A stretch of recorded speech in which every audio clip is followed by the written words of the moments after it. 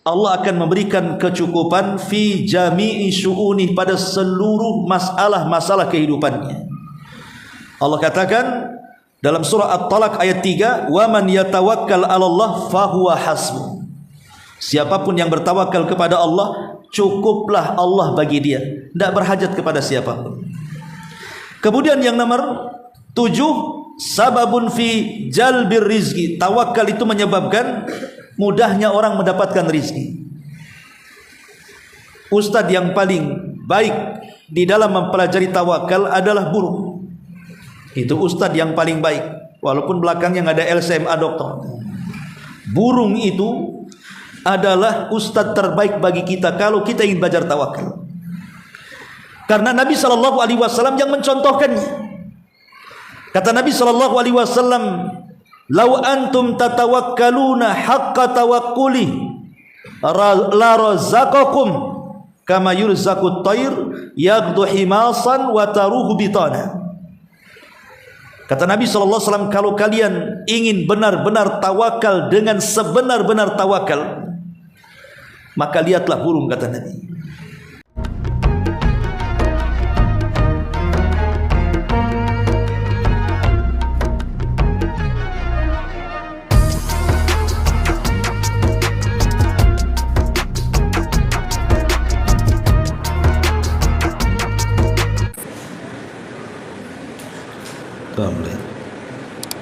Bismillahirrahmanirrahim. Assalamualaikum warahmatullahi wabarakatuh.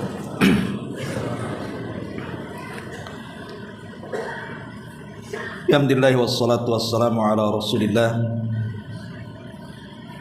wa ala alihi wa sahbihi wa mawalah wa la hawla wa la quwata illa billahi wa ba'd. Kita lanjutkan kajian kita, masih membahas kitab Tauhid, dan kita masuk pada bab tentang tawakal kepada Allah Subhanahu wa taala. Masih bicara tentang amalan hati. Di sini pengarang menyebutkan beberapa dalil dari Al-Quran dan juga sunnah Nabi sallallahu alaihi wasallam. Di antaranya adalah surah Al-Maidah ayat 23. Allah Subhanahu wa taala berfirman, "Wa 'alallahi fatawakkalu in kuntum mu'minin." Dan hanya kepada Allah hendaklah kalian bertawakal jika kalian benar-benar orang-orang yang beriman. Dan Allah Subhanahu wa taala juga mengatakan dalam surah Al-Anfal ayat 2-nya, "Innamal mu'minuna alladzina idza dzukirallah wajilat qulubuhum wa idza tuliyat 'alaihim ayatuhu zadatuhum imana wa ala rabbihim yatawakkalun." Sesungguhnya orang-orang yang beriman, mereka yang apabila disebut nama Allah gemetarlah hati mereka, dan apabila dibacakan ayat-ayatnya bertambahlah iman mereka, dan hanya kepada Rabbmu mereka bertawakal. Dan Allah Subhanahu wa taala juga sebutkan dalam Al-Anfalnya ayat 64, "Ya ayyuhan nabi hasbukallah wa man ittaba'aka minal mu'minin." Wahai nabi, cukuplah Allah yang menjadi pelindung, dan bagi orang-orang yang beriman yang mengikuti. Dan Allah Subhanahu wa taala juga mengatakan dalam surah Talaq ayat 3, "Wa man yatawakkal 'ala Allah fahuwa hasbuh." Dan barang siapa yang bertawakal kepada Allah, niscaya Allah akan mencukupinya. Kemudian beliau menukilkan perkataan Ibnu Abbas radhiyallahu anhuma, "Hasbunallah wa ni'mal wakil." Cukuplah bagi kami Allah Subhanahu wa taala sebagai pelindung kami, dan dialah sebaik-baik pelindung. Qalaha Ibrahim alaihi salam hina ulqiya finnar. Kalimat itu diucapkan oleh Ibrahim tatkala dilemparkan ke dalam api. Wa qalaha Muhammadun sallallahu alaihi wasallam hina qalu innan nasa qad jama'u lakum fahsyauhum fazadahum imana. Dan perkataan ini juga diucapkan oleh Muhammad sallallahu alaihi wasallam ketika orang-orang kafir berkata, sungguh manusia telah mengumpulkan pasukan untuk menyerangmu, karena itulah takutlah kepada mereka. Maka perkataan itu menambah keimanan mereka, dan mereka menjawab, wa qalu hasbunallah wa ni'mal wakil. Cukuplah Allah menjadi pelindung kami, dan Allah adalah sebaik-baik pelindung. Ma'asyiral muslimin wal muslimat yang dimuliakan Allah Subhanahu wa taala. Bicara tentang tawakal. Tawakal ini adalah amalan hati terbaik di dalam menegakkan tauhid. Karena amalan inti daripada tauhid itu adalah tawakal. Ma'asyiral muslimin, kita perhatikan tawakal itu diambil dari 3 huruf. Waw, kaf, dan lam. Artinya secara bahasa menyandarkan atau mewakilkan sesuatu kepada orang. Jadi tawakal itu sebenarnya secara bahasa adalah seseorang merasa lemah. Jadi seseorang menampakkan kelemahannya. Karena dia lemah, maka dia harus menyandarkan kepada orang lain yang kuat. Seperti umpamanya ada seseorang yang takut kepada orang. Boleh jadi dia diancam oleh salah satu preman. Takut dia, karena dia lemah, tidak bisa melawan. Maka untuk melawan preman itu akhirnya dia mencari backing, supaya orang lain yang menghadapi orang itu. Karena dia lemah, dia menggunakan kekuatan orang untuk menghadapi orang lain. Lah menggunakan kekuatan orang lain untuk supaya kita tidak lemah di dalam melawan musuh-musuh kita. Artinya kita mewakilkan urusan itu kepada orang. Lah secara bahasa itu artinya tawakal. Kita menjadikan orang lain sebagai wakil kita. Tetapi yang namanya makhluk, sehebat apapun makhluk yang kita sandari, yang kita jadikan dia wakil untuk menutupi kelemahan kita, yang namanya makhluk tetaplah makhluk. Dia pun lemah, dan ada batas waktu melindungi kita. Kalau seseorang bersandar kepada harta, kemudian pemilik harta miskin, selesailah tempat sandaran kita itu. Kalau kita bersandar kepada para pejabat, selesai dia menjabat, selesai juga kemudian kita menyandarkan diri kepada mereka, dan begitu seterusnya. Tapi kalau seandainya kita sandarkan kita atau hidup kita kepada Allah Subhanahu wa taala, zat yang ala kulli syai'in qadir, maka selamanya kita akan mendapatkan pertolongan dan perlindungan Allah Subhanahu wa taala. Itulah makna tawakal. Kita menyandarkan kepada zat yang maha kuat supaya kita mendapatkan penjagaan dan perlindungan terus menerus. Ma'asyiral muslimin yang dimuliakan Allah Subhanahu wa taala. Adapun secara istilah memang tawakal ini banyak para ulama yang berbeda-beda cara memberikan definisinya. Walaupun intinya sama, menjurus kepada tawakal.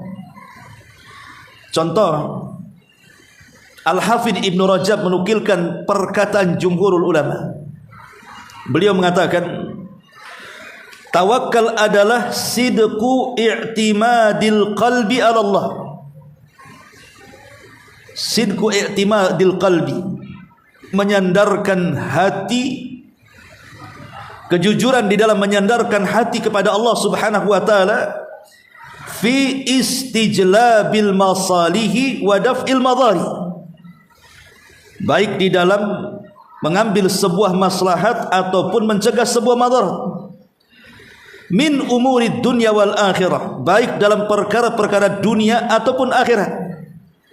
Wala yakunul mu'min mutawakkilan 'ala Allahi haqqa tawakkulihi, dan seorang mukmin, kata beliau, tidak dikatakan bertawakal kepada Allah dengan sebenar-benar tawakal, illa kecuali bithiqati billah, harus ada kepercayaan dan keyakinan kepada Allah, wa husni dhanni bihi, dan berbaik sangka dengan Allah, wa taslim li amrihi, dan menyerahkan diri di mana semua urusannya diserahkan kepada Allah Subhanahu wa taala. Ini menurut Al-Hafidh Ibnu Rajab. Jadi tawakal adalah kejujuran hati di dalam menyandarkan diri kepada Allah Subhanahu wa taala, baik ketika kita mencari manfaat atau menghindar dari madarat, baik urusan dunia ataupun urusan akhirat. Tetapi seseorang belum dikatakan tawakal kecuali, kata beliau, dia harus punya keyakinan dan kepercayaan mutlak kepada Allah, dan juga berbaik sangka dengan Allah dan menyerahkan seluruh urusannya kepada Allah Subhanahu wa taala. Inilah makna tawakal menurut Ibnu Rajab. Al-Imam Ahmad ataupun Ibnu Abbas radhiyallahu anhuma, seorang sahabat Rasul, beliau pun memberikan definisi tentang tawakal. Beliau mengatakan, at-tawakkul huwa as-thiqatu billah wa sidqut tawakkuli an tathiqa fillahi wa fima indallahi fa innahu a'zam wa abqa mimma ladaika fi dunya.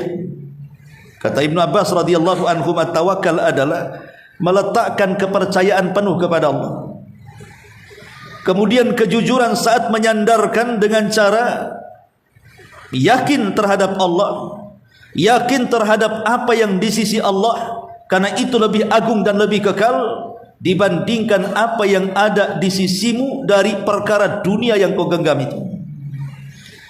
Ini menurut Abdullah ibn Abbas radhiyallahu anhu. Kemudian Ibnu Qayyim rahimahullahu taala menambahkan tentang hakikat tawakal. Beliau mengatakan, at-tawakkulu nisfuddin, tawakal itu separuh agama. Wa nisfu tsani, adapun paruhan yang kedua, al-inabah, menyerahkan diri kepada Allah. Fa inna dina isti'anatun wa ibadatun, karena agama terbagi dua, ada yang disebut isti'anah, ada yang disebut ibadah. Itulah makna iyyaka na'budu wa iyyaka nasta'in. Kemudian beliau mengatakan, fattawakkulu huwa al-isti'anah, adapun tawakal itu kandungan daripada isti'anah iyyaka nasta'in, wal inabah, adapun penyerahan diri, hiyal ibadah, itulah kandungan ibadah iyyaka na'bud. Ma'asyiral muslimin yang dimuliakan Allah Subhanahu wa taala, baik kita akan jabarkan tentang tawakal ini. Ma'asyiral muslimin wal muslimat rahimani wa rahimakumullah. Sebagian para ulama mengatakan bahwa tawakal itu ada tingkatan-tingkatannya. Yang pertama, beriman dengan asma dan sifat Allah Subhanahu wa taala. Orang yang tawakal harus beriman dengan nama-nama dan sifat Allah Subhanahu wa taala. Apa maksudnya? Ketika kita meyakini tentang nama-nama Allah Subhanahu wa taala dan sifat-sifat Allah Subhanahu wa taala, umpamanya kita meyakini Allah itu Rahim, Dia zat yang maha pengasih kepada hamba-hambanya, Latif, maha lembut kepada hambanya, Alim, maha mengetahui, Basir, maha melihat, dan maha yang lainnya, Razik, maha memberikan rizki. Maka dengan menanamkan kepercayaan dan keyakinan kita kepada nama dan sifat bagi Allah, maka semakin tawakallah kita kepada Allah. Kenapa? Karena nama-nama Allah itu berpengaruh kepada kita. Artinya ketika Allah itu zat yang maha pemberi rizki, berarti kita yakin hanya dialah yang mampu memberikan rizki kepada kita. sehingga Allah tahu maslahat kita. Ketika nama Allah Subhanahu wa taala Al-Khaliq, kemudian Al-Mudabbir, kemudian Al-Malik, di mana Allah Subhanahu wa taala itu yang menciptakan langit, menciptakan bumi, kemudian menguasainya dan mengaturnya. Kalau kita yakin langit dan bumi saja bisa diatur, kemudian langit dan bumi saja bisa dikuasai, langit dan bumi saja Dia yang menciptakannya, maka untuk mengatur makhluk sekecil manusia tentu lebih mudah lagi. Langit dan bumi saja bisa diatur Dia, macam mana mengatur kita? Kalau hanya memberikan rizki kepada kita, apa yang kita minta kepada Allah Azza wa Jalla, bagi Allah itu mudah. Maka dengan keyakinan kepada nama dan sifat bagi Allah, maka kita semakin tawakal kepada Allah Subhanahu wa taala, karena kita yakin punya Tuhan yang bisa untuk memberikan seluruh hajat-hajat yang kita minta kepadanya. Makanya tawakal itu dimulai dari keimanan kita kepada nama dan sifat bagi Allah Subhanahu wa taala. Ini yang pertama. Yang kedua, akhdhu bil asbab. Di dalam tawakal itu tidak boleh kita hanya pasrah saja. Saya serahkan semuanya kepada Allah. Tidak. Menyerahkan semuanya kepada Allah itu bukan tawakal yang benar. Tapi tawakal yang benar itu harus ada akhdhu bil asbab, mencari sebab. Kita lihat Maryam bintu Imran saat dia melahirkan. Dia sudah memasrahkan diri kepada Allah Subhanahu wa taala saat dia sedang lemah-lemahnya, di mana Isa sudah keluar dari rahimnya. Tapi Allah Subhanahu wa taala tidak boleh membiarkan Maryam itu hanya tawakal begitu saja kepada Allah, tapi disuruh mencari sebab untuk kesehatannya. Makanya diperintahkan untuk menggoyang pohon kurma. Wa khuzzi ilaik tusakit alaiki rotoban janiyah. Goyangkan tuh pohon kurma wahai Maryam, nanti akan berjatuhan itu rutab-rutab itu. Makan dari situ. Bisa saja Allah itu langsung menghujani rutab dari kurma kan? Mustahil? Tidak mustahil. Tapi Allah Subhanahu wa taala ingin mengajarkan Maryam mengambil sebab dengan menggoyangnya supaya rutab itu jatuh. Sama dengan Nabi SAW ketika mengadakan sebuah rihlah hijrah terbahaya dari seluruh hijrah para Nabi dan Rasul. Bisa saja Allah sediakan buruk seperti peristiwa Isra Mi'raj, kemudian naik buruk melesat ke Madinah sebentar saja, stres orang-orang kafir itu. Tapi tidak juga disediakan buruk hanya dalam peristiwa Isra Mi'raj saja. Nabi ingin mengajarkan kepada kita bahwa tawakal saja tidak cukup, harus mengambil sebab. Makanya dengan sebab inilah maka akhirnya tawakal Nabi SAW berhasil. Maka penting di dalam bertawakal itu mengambil sebab. Contoh anak muda belum kawin masuk ke masjid, kemudian berdoa, ya Allah anugerahkan kepadaku anak yang soleh. Belum kawin sudah minta anak, kira-kira dikasih anak enggak? Enggak akan dikasih. Kawin dulu atau nikah dulu, kemudian usaha, nanti Allah kasih anak.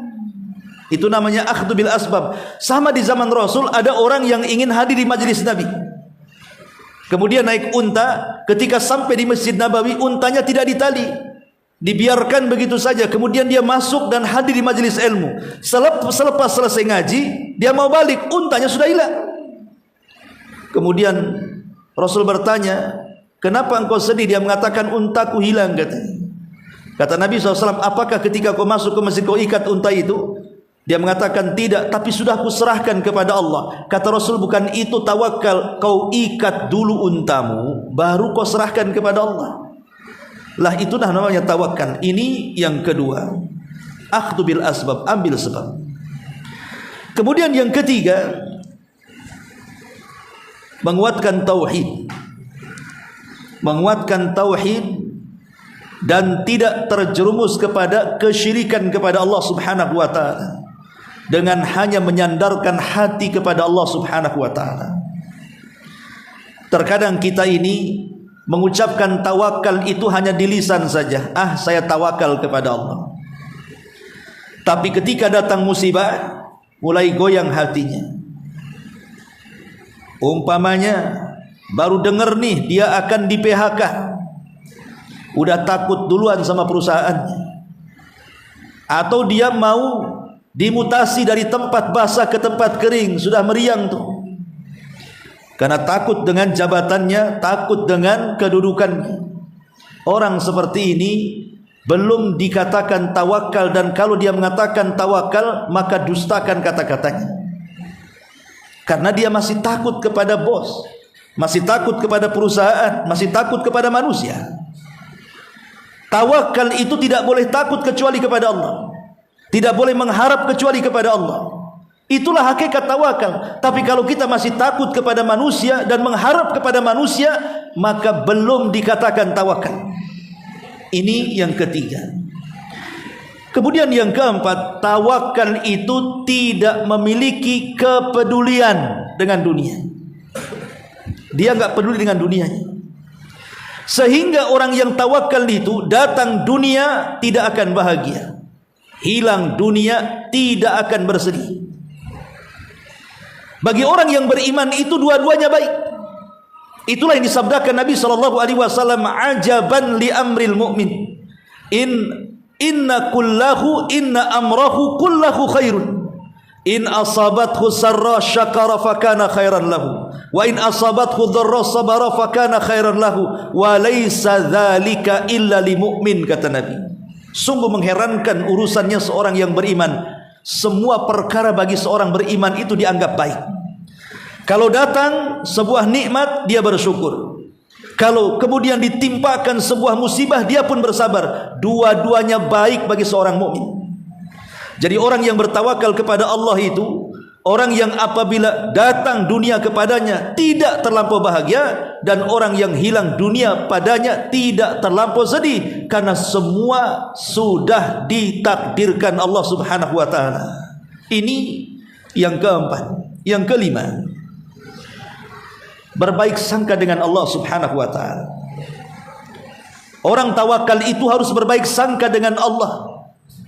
Jangan sampai berburuk sangka dengan Allah. Ya Allah, kenapa usaha si fulan lancar, kenapa usaha saya gulung tikar?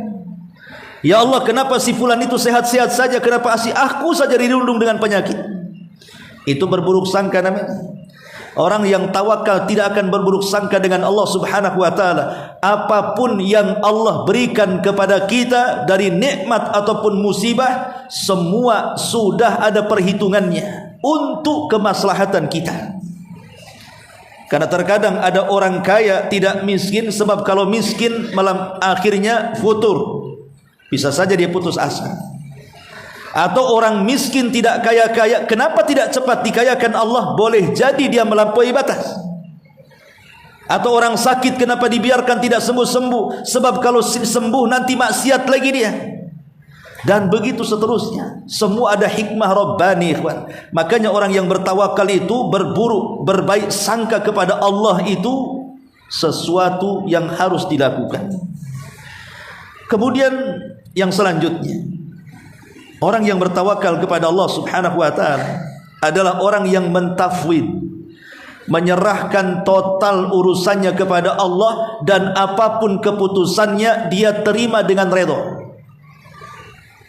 Saya serahkan urusan kepada Allah Azza wa Jalla. Umpamanya seseorang mau membuka usahanya. Namanya membuka usaha itu bisa untung bisa buntung, bisa sukses bisa rugi.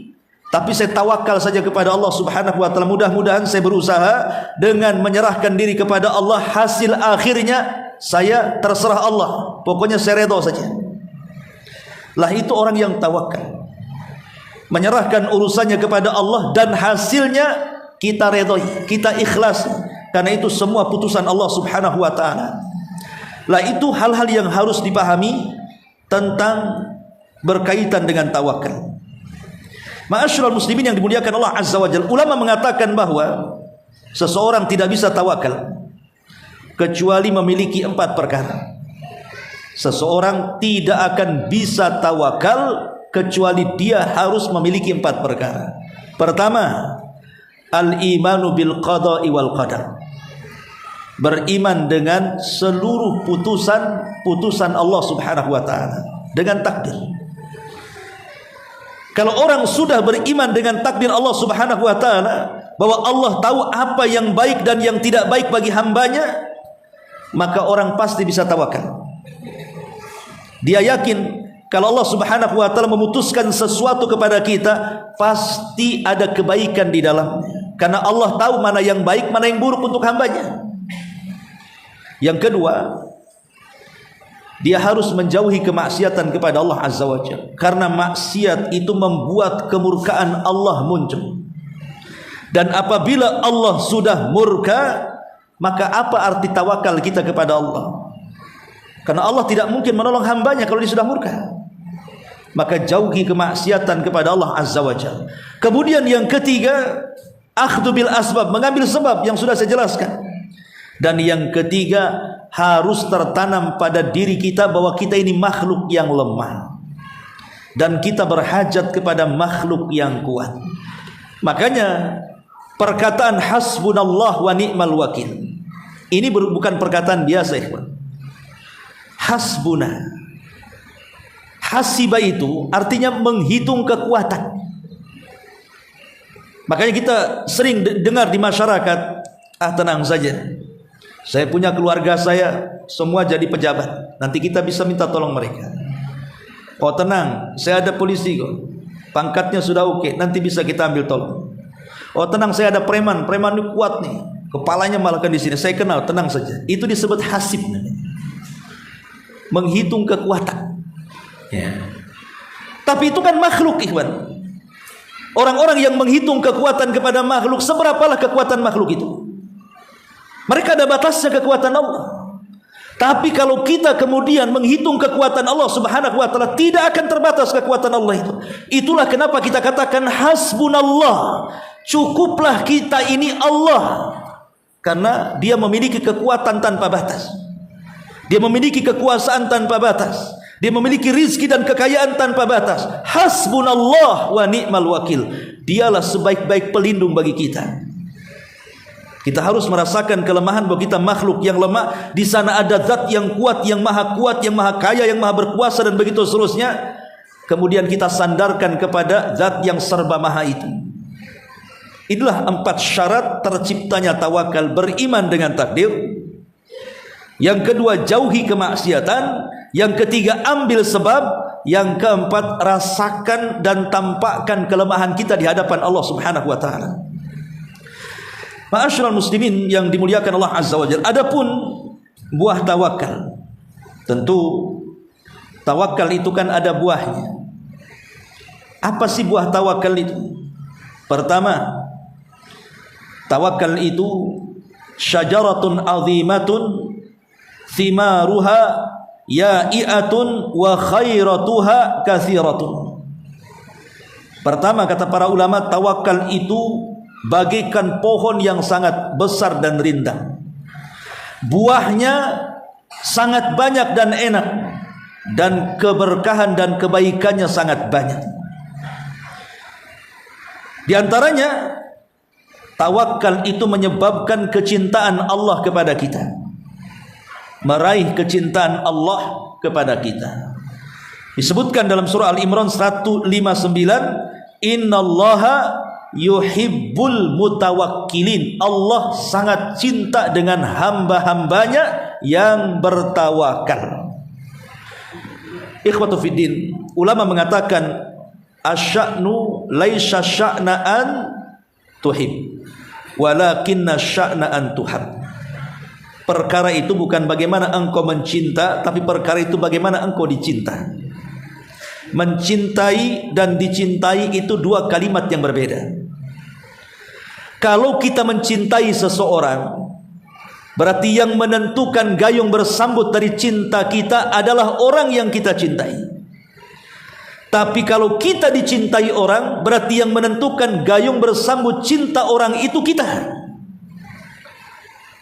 Sebab kalau mencintai bisa saja bertepuk sebelah tangan. Kalau dicintai kemudian kita sambut, maka 2 tangan akan bertepuk. Kalau orang hanya mengaku cinta dengan Allah Subhanahu wa taala, apakah lantas Allah cinta dengan kita? Belum. Karena Hasan Al-Basri rahimahullahu ta'ala pernah mengatakan ada sebuah kaum yaz'umuna annahum yuhibbunallaha war rasul. Ada sebuah kaum, kata Hasan Al-Basri, mereka mengaku mencintai Allah dan Rasulnya. Fabtalahumullahu bihadil ayat. Mereka pun diuji dengan ayat ini. Qul in kuntum tuhibbunallaha fattabi'uni yuhibbukumullah. Katakan ya Muhammad, kalau mereka cinta dengan Allah, ikuti aku, baru Allah cinta dengan kalian. Jadi mencintai belum tentu dicintai, tapi dicintai sudah barang tentu kita bisa mencintai. Ketika Allah Subhanahu wa ta'ala cinta dengan kita, karena kita cinta dengan Allah. Lah orang-orang yang bertawakal itu menyebabkan Allah cinta dengan kita. Dan kalau Allah sudah cinta dengan kita, maka Dia akan mengajak seluruh para malaikat untuk ikut cinta kepada kita. Dan kalau semua malaikat sudah ikut cinta dengan orang yang Allah cintai, Allah tanamkan kepada penduduk bumi agar cinta dengan kita. Itulah pentingnya meraih kecintaan Allah. Lah salah satunya dengan tawakal. Ini yang pertama. Yang kedua, sababun fi dukhulil jannah. Sebab yang kuat masuknya seseorang ke dalam surga. Bisa dilihat dalam surah Al-Ankabut ayat 59. Alladzina sabaru wa ala rabbihim yatawakkalun. Setelah Allah menyebutkan tentang surga dan keindahannya dan pahala yang besar bagi para pelakunya, maka Allah menyebutkan siapa mereka para penghuni surga itu? Orang-orang yang sabar dan orang-orang yang tawakal kepada Rabb mereka. Ini yang kedua. Yang ketiga, yurisun nasra wat tamkin. Mewariskan kemenangan dan juga ketangguhan dalam sebuah negeri. Ketika kita berperang, kita tidak bisa menentukan perang ini kita yang kalah atau kita yang menang, sekalipun kita sedikit atau banyak jumlahnya. Berapa banyak jumlah yang sedikit bisa mengalahkan jumlah yang banyak, tapi berapa banyak jumlah yang banyak dikalahkan dengan jumlah sedikit? Ya sama saja, dibolak-balik saja itu. Lihat dalam perang Hunain, jumlah tentara kaum muslimin lebih banyak dibandingkan orang kafir, tapi di awal peperangan kalah kaum muslimin, walaupun di akhir menang. Dalam perang Badar jumlah kaum muslimin sedikit, jumlah tentara kafir banyak, Allah menangkan. Pertanyaannya, siapa yang memenangkan jumlah yang sedikit dan siapa yang membuat kalah jumlah yang banyak? Yang menentukan semua adalah Allah Subhanahu wa ta'ala. Sehingga dalam peperangan itu harus diperlukan kekuatan tawakal yang mutlak. Jangan pernah takut kepada musuh, karena kemenangan bukan ditentukan jumlah ataupun senjata. Yang menentukan kemenangan itu Allah. Kam min fi'atin qalilatin ghalabat fi'atan katsiratan biiznillah. Ada kalimat biiznillah di sini. Berapa banyak kelompok yang kecil bisa mengalahkan kelompok yang banyak dengan apa? Dengan izin Allah, bukan dengan senjata, bukan dengan kekuatan. Di sini menunjukkan bahwa tawakal kepada Allah itu mewariskan kemenangan. Ini yang ketiga. Yang keempat, tawakal kepada Allah itu membuahkan as-sabatu 'alal haq. Seseorang akan mantap di atas kebenaran. Makanya Allah katakan dalam surah An-Naml 79, fatawakkal 'alallah innaka 'alal haqqil mubin. Bertawakallah kepada Allah karena engkau di atas kebenaran yang nyata. Orang kalau merasa benar, tentu berdasarkan Quran dan Sunnah, maka dia tidak perlu takut kepada Allah, tidak perlu takut kepada lawan-lawan dakwahnya. Sampaikan saja kebenaran. Nanti Allah Subhanahu wa ta'ala akan bersama kita saat menyampaikan kebenaran itu. Karena orang yang bertawakal kepada Allah, Allah akan kuatkan jiwa dan batinnya, dan Allah akan berikan hujah pada lisannya. Ini yang keempat. Yang kelima, tahqiqul iman. Tawakal ini mewujudkan iman seseorang. Karena tidak mungkin orang yang bertawakal kecuali orang beriman. Orang kafir mana mungkin tawakal? Yang bisa tawakal itu orang yang beriman. Kalau dia tidak beriman, macam mana dia akan tawakal?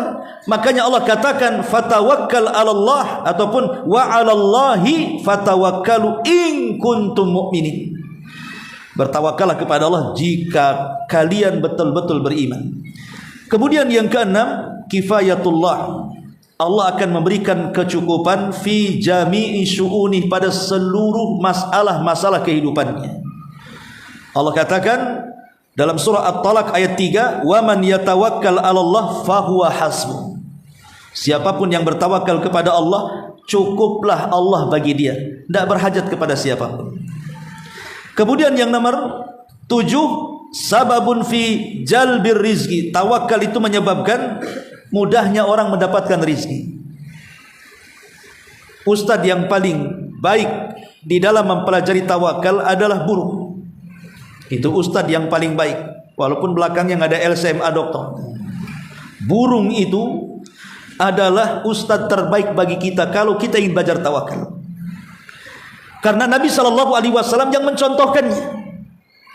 Kata Nabi SAW, "Lau antum tatawakkaluna haqqa tawakkuli la razaqakum kama yurzaqut tayr yaghdu himasan wa taruhu bitana."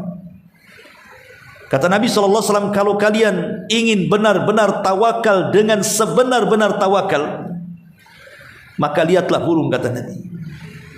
Lihatlah burung. Burung itu, apa antum tahu burung itu ada pekerjaan? Manusia kan macam-macam pekerjaannya, ada jadi guru, bertaksi, ojek online, ada jadi pejabat, menteri. Burung nggak ada. Oh, burung jadi pedagang nggak ada. Jadi menteri apa? Burung. Ya. Burung itu loh nggak punya wadifah, nggak punya pekerjaan khusus seperti manusia, ada skill dah. Burung itu cari makanan, modalnya tawakal. Dan modalnya akhdhu bil asbab. Dia serahkan kepada Allah rizkinya hari itu, kemudian dia mengambil sebab, keluar dari sangkarnya, terbang ke atas. Dan Allah Subhanahu wa taala sudah menentukan rizkinya. Hebatnya burung, tidak ada mata yang paling awas melebihi matanya burung. Terkadang dia tahu makanannya yang manusia tidak tahu makanannya. Manusia lebih rendah kepada bumi, tapi tidak tahu di bawah sandalnya ada makanannya. Tapi burung dari atas langit tahu di bawah ada makanannya. Siapa yang menciptakan ini? Allah Subhanahu wa ta'ala. Dan lebih hebatnya burung itu, kalau mendapatkan makanannya, dia tidak akan mengambil sendiri. Pasti dia akan bersiul memanggil kawan-kawannya, supaya rame-rame, walaupun rizki sedikit tetapi susah senang, yang penting ngumpul, kata orang Jawa itu. Yang penting rame-rame. Itulah bedanya burung dengan kita. Kita lagi ada kerjaan, diam saja. Lagi susah, baru ngeluh. Ada kerjaan enggak, katanya.